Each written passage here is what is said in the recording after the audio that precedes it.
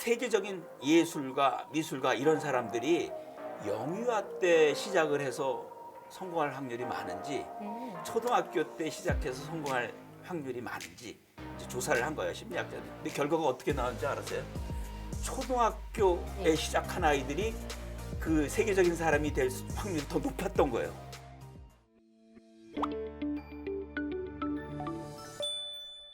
안녕하세요. 교육 고민을 대신 물어봐주는 교육대기자 TV, 저는 대기자 방종임입니다. 오늘은 의학적 데이터를 바탕으로 뇌를 200% 자극하는 구체적인 교육법 알아보도록 하겠습니다. 안녕하세요, 교수님. 저는 가톨릭대학교 의정부성모병원 소아청소년과 김영훈입니다. 뇌 연구 분야의 권위자시잖아요. 뭐 가짜네 맞습니다. 예전에 제가 또 인터뷰했던 경험도 네. 있어서 그때 기억이 새록새록 나기도 하는데요. 네. 교수님께서는 평소에 부모님이 아이의 뇌의 특성을 좀 잘 이해해야 된다, 예. 이런 말씀을 자주 해주셨던 것 네, 같아요. 어떤 맞습니다. 의미일까요? 일단은 이제 발달에는 두 가지 발달이 있어요. 우리 부모님들이 항상 뇌발달 혹은 아이의 교육적인 발달 이런 것들을 생각하는데 그 발달은 두 가지를 따로따로 생각해야 되는데 합쳐서 생각하는 게 문제예요. 그러니까 우리도 집이 이 축대라고 그래서 집안이 있잖아요. 네네. 집안을 먼저 이렇게 탁 하잖아요. 그 다음에 집을 짓잖아요. 근데 뇌도요. 이게 유전적으로 조물주가 필요하다고 그래서 인간한테 필요하다고 그래서 만들어진 게 있어요. 그래서 유전적으로 프로그램이 돼 있는 거죠. 진화론적으로. 그래서 이거는 이쪽으로 쭉 그렇게 가게 돼 있는 거예요. 그러니까 축대가 이렇게 만들어지는 거죠. 다만 이 축대의 문제는 뭐냐면 자극을 받지 않거나 그러면 이 시냅스라고 그래서 뉴런과 뉴런을 연결하는 부분을 우리가 시냅스라고 그러잖아요. 그것이 떨어져 나가는 거예요. 그러니까 상당히 이거는 이 축대라고 하는 것은 조기에 하는 것이 중요하고요. 또 이 축대는요. 한꺼번에 같이 만들어져야 되잖아요. 그러니까 오감적으로 전체적으로 만들어지는 게 또 필요해요. 그리고 이 축대라고 하는 것은 과잉 자극보다는 적절하게 자극하면은 만들어지는 거예요. 왜냐하면 유전적으로 프로그램돼 있으니까.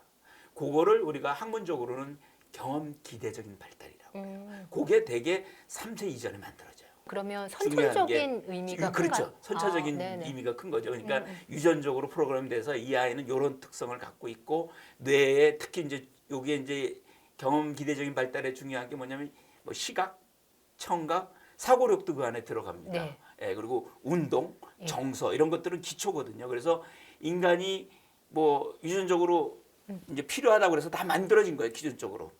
예. 그 다음에 이제 각 개인마다 능력 차이에 따라서 만들어지는 발달이 있습니다. 그것은 경험 의존적인 발달이라고 그래요. 경험 의존적이요? 예, 경험 의존적인이라는 뜻은 뭐냐면 경험이 중요하다는 거죠. 오. 그러니까 유전적인 요소도 중요하지만 축대도 중요하지만 축대 하에 만들어지지만 이 집 만드는 것에 있어서는 경험을 풍부하면 할수록 말하자면 더 활성화되고 더 완전한 것들을 갖게 되는 발달이 있습니다. 네. 뭐 대표적인 거는 독서.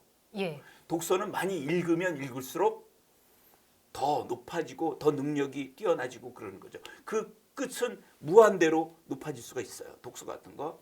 외국어. 예. 사실은 모국어는요. 이거는 축대에 해당이 되지만 외국어는 하나를 더 얹는 그렇죠. 거기 때문에 예. 이거는 집에 해당이 돼요. 그래서 이 집은 빨리 시작하는 게 중요한 게 아니라 얼마나 노출되는 게 중요한 거예요. 예를 들어서 외국어를 5,000시간 뭐 노출이 되면 그 외국어에 대한 어떻든 우리의 그 재능이 있는 아이가 되는 거예요. 우리가 영재라고 하는 마스터. 아이들이 예. 되게 5,000시간 거기에 집착해서 노출된 아이들을 우리가 영재라고 그러거든요. 네네. 그리고 한 10,000시간 그 분야에 노출이 되면 우리가 10,000시간의 법칙이라고 들어보셨어요. 그렇죠. 예. 그거는 기초하고는 상관없고요. 예. 경험 의존적인 발달에 해당이 되는 건데 예. 10,000시간이 되면 이제 세계적인 사람이 될 수 있는 프로가 된다라고 하는 그겁니다. 네. 기초는 시기가 중요한 거예요. 그래서 이게 이제 상업적으로 이용이 되는 거예요. 그러니까 시기가 중요하다고 그러니까 모든 게 다 시기가 중요하다고 그래가지고 뭐 영어든 뭐든 일찍 시작하다라고 하는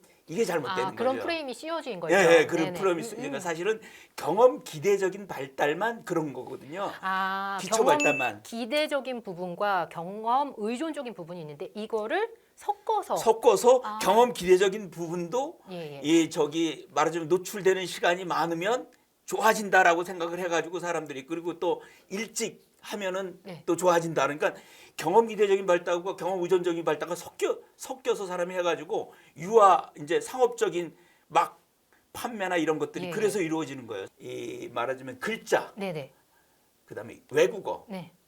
독서 이거는 경험 의존적인 발달이기 때문에 시기는 별로 중요하지 않아요. 조금 늦게 해도 늦지 않다는 거죠. 중요한 건 뭐냐면 5,000시간, 10,000시간 노출 시간이 중요한 거예요. 독서를 우리가 인간이 시작한 지가 얼마 안 됐습니다. 그러니까 어때요? 독서에 대한 뇌가 심어지지가 않았어요. 그러니까 독서는 만들어 놓은 거예요.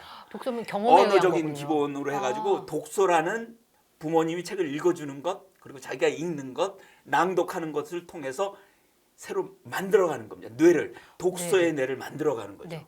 영어에서 근데 교수님 똑같이 1,000시간을 자극을 경험을 시켜주더라도 네. 그 데이터 효과는 다르게 나타나잖아요. 아이마다. 그건 그렇죠. 왜 그런가요? 그게 이제 몇 가지가 있죠. 이제 중요한 거는 뭐냐면 이 언어의 뇌가 모국어의 뇌가 잘 만들어지는 아이들은 어떨까요? 모국어를 기반으로 사고력, 논리력, 판단력, 수리력이 사실 모국어에 기반이 된 거거든요. 네네. 이게 다 36개월에 이루어지는 거예요. 예, 예. 그리고 부모님이 얘기를 하고 또 그림책을 읽어주면서 의문 인식이 생기는 거죠. 그래서 P, B 이런 것들을 다 구별하고 가, 나 이런 것들을 다 구별해서 파악하는 능력이 키워진 아이가 외국어를 받으면 5,000시간, 10,000시간 노출이 됐을 때 진짜 세계적인 사람이 됐는데 이런 것들이 안 만들어져 기초가 안 만들어진 상태에서 노출량만 그것만 많으면 노출을 받으면 어떤 현상이 벌어지겠어요? 기초가 없는 집이라고 하니까 역할을 못 하는 거죠. 또 하나는 좀 착각을 하는 게 예. 시간만 노출되면 된다고 생각하는 게 착각이에요. 에릭슨이라는 분이 네네. 이제 이 만시간의 법칙을 만들었는데 예. 만시간의 법칙의 그 사람이 한 얘기는 뭐냐면 만시간의 신중한 연습이에요. 신중한 연습. 신중한이 들어간 거예요. 신중한이요. 신중한이란 건 뭐냐면 예. 어떤 의미일까요? 집중적이고 예. 교육 이제 말하자면 이렇게 그냥 흘려가지고 되는 게 아니라 집중적이고 제대로 된 교재와 제대로 된 선생님 하는 사람이 가르쳐 준 만 시간이어야 된다는 거죠. 말하자면 배운다는 게 네. 그냥 노출만 그냥 한다고. 딱 이렇게 놔두고 영어만 이렇게 들려주고선 한다고 그래서 이 만 시간의 법칙이 통하는 건 아니다라고 하는 그러면은 거죠. 교수님 이 신중안에서 부모가 좀 체크해야 될 부분들이 있겠네요. 그냥 그렇죠. 노출만 단순히 시켜서는 예. 안 되니까요. 네. 세계적인 예술가, 미술가 이런 사람들이 영유아 때 시작을 해서 성공할 확률이 많은지 초등학교 때 시작해서 성공할 확률이 많은지 이제 조사를 한 거예요. 심리학자들이 생각에. 심리학자들이 생각은 어땠냐면 영유아 때 시작을 하면 시간이 많아질 거냐. 당연히 초등학교 시작하는 것보다 노출 시간이 많을 거기 훨씬 많겠죠. 때문에 만 시간에 도달할 확률이 더 많아서 이 아이들이 세계적인 사람이 더 많이 될 거라고 예측을 하고 이 연구를 했어요. 근데 결과가 어떻게 나온 줄 알았어요? 초등학교에 시작한 아이들이 그 세계적인 사람이 될 확률이 더 높았던 거예요. 의외네요. 의외죠. 네네. 그러니까 이 연구자들도 놀란 거죠. 야, 이 원인이 뭘까? 그래가지고 조사를 했더니 두 가지였던 겁니다. 네. 하나는 자기 주도성이에요.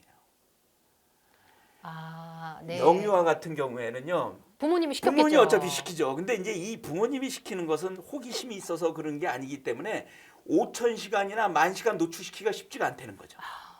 그럴 것 근데 자기 스스로 하잖아요. 초등학교 아이들은 자기 주도성이니까 자기 스스로 하니까 이 아이가 자기가 좋아하고 잘하는 거면 5,000시간, 10,000시간 노출이 잘 된다는 거예요. 그리고 말씀하신 신중한에서 쏙쏙 받아들 것 같아요. 그 네네. 집중력도 높아지고 네네. 그러니까 이 아이들은 세계적인 사람이 많이 되는 거죠. 또 하나 초점은 뭐냐면 좋아하고 잘하는 재능이 있었다는 거예요. 네. 5,000시간, 10,000시간 노출된 아이가 재능이 있었다는 거예요. 그 재능이라고 하는 것은 예. 좋아하고 잘하는 걸 한다는. 우리 한번 생각을 해보세요. 자녀분이 있잖아요. 네네. 유아 때 어떤 거를 시킬 때하고 초등학교 때 어떤 거 시킬 때 학원이라든지 시키면 초등학교 아이들은 나 안 해 이잖아. 맞아요. 나 이거 마음에 안 들어. 나 이거 잘하는 거 아니야. 이런 게 좋아하고 있잖아요. 아닌 거를 분별을 하더라고요. 분별한단 말이에요. 그러니까 자기가 좋아하고 잘하는 거 외에는 선택을 안 해요. 초등학교 아이들. 그러니까 이 아이들은 원래 어떤 거를 할 때 이미 자기가 좋아하고 잘하는 것만 한다는 거죠. 그러면 부모님이 아이가 어떤 특성 재능이 보인다고 하더라도 너무 빨리 노출해야 된다는 부담을 좀 덜으셔도 덜으는 되네요. 거죠. 그러니까 36개월에는 기반을 만드는 예, 거다. 예. 이거는 원래 유전적인 프로그램이 돼서 다른 사람한테 10배 이상 노력을 해도 효과는 20-30%밖에 없는 것으로 되어 있습니다. 네네. 왜냐하면 유전적으로 원래 최고로 높게 이렇게 유전적으로 프로그램이 됐거든요. 시냅스가 이 3세의 최고가 되게 돼 있어요. 예. 그러다가 떨어지는 거거든요. 늑대 소년 아시죠? 네네. 전혀 언어를 경험하지 맞아요. 못하잖아요. 네네. 늑대 소년이 원래 인간 사회에 한 6세 때 왔어요. 8년 동안 언어를 가르쳤습니다. 인간의 말을. 왜 인간이니까 인간의 말을 알 거라고. 근데 결국 못 가르쳤습니다. 8년 동안에. 그건 뭐냐면 이게 언어의 발달이 축대가 30대 집안이 마련했는데 3세 때 이게 시기를 놓친 거예요. 그래서 오히려 우리 부모님들이 어렸을 때부터 아이들한테 막 영어 테이프 들려주고 막 그러면 네. 사실은 중요한 거는 경험 기대적인 발달이 중요한데 그 축대는 오히려 모국어거든요. 예. 모국어에서 원래 인간의 뇌는요 6개월 정도만 되더라도 보통 6개월에서 12개월 사이에 자기 나라의 언어를 특성화해서 자뇌로 이렇게 받아들이는 능력이 뛰어나게 발달을 합니다. 그러니까 이때 이미 자뇌 편중화가 이루어지는 거예요. 그러니까 6개월에. 예, 6개월. 그러니까 어. 이게 이 기초가 만들어져야 되는 거예요. 근데 예. 이 기초가 만들어질 시기에 영어를 같이 하는 거죠. 예. 모국어의 시기만 놓쳐지는 거예요. 음. 원래 모국어에 5,000시간 노출이 되면요. 아이가 사고력, 논리력, 판단력 이런 것들이 다 만들어지는 거거든요. 그래서 이제 읽고 쓰기 내가 중요한 건데 이 시기에 영어를 가리키느라고 모국어의 노출 시기를 늦추는 거예요. 모국어의 노출이 늦어지면 어떤 현상이 벌어질까요? 우선 의문인식 능력이 떨어지죠. 의문인식 능력이 떨어지면 난독증이 많아져요. 학습 부진 아이들이 네네. 많아지고요. 또 책 읽기도 당연히 늘어지고요. 철자법 늘어지고 독해력 늘어질 수밖에 없는 거죠. 그러니까 사실은 우리한테 아이한테 중요한 거는 36개월에 모국어를 잘 5,000시간 노출될수록 그것도 집중적으로 노출될수록 하는 게 중요한 건데 그 시간이 자꾸 영어를 가리키는 아이들은 자꾸 늦어지는 거예요. 네. 그럼 교수님 이게 이 기준점이 36개월인가요? 그 시각 같은 경우는 좀 더 빨라서 12개월 뭐 이런 식으로 좀 차이는 있어요. 그렇지만 어떻든 간에 36개월에 어느 정도 이런 기반이 마련해지기 때문에 네. 우리가 아이들이 모국어에 5,000시간 노출될 수 있는 24개월에서 36개월 이후에 만약에 외국어를 가르치면 그때 외국어를 가르치면 모국어의 언어에 대한 센스도 있죠. 모국어의 문법 있죠. 모국어의 사고력으로서 영어를 훨씬 더 잘 배울 수가 있다라고 하는 거죠.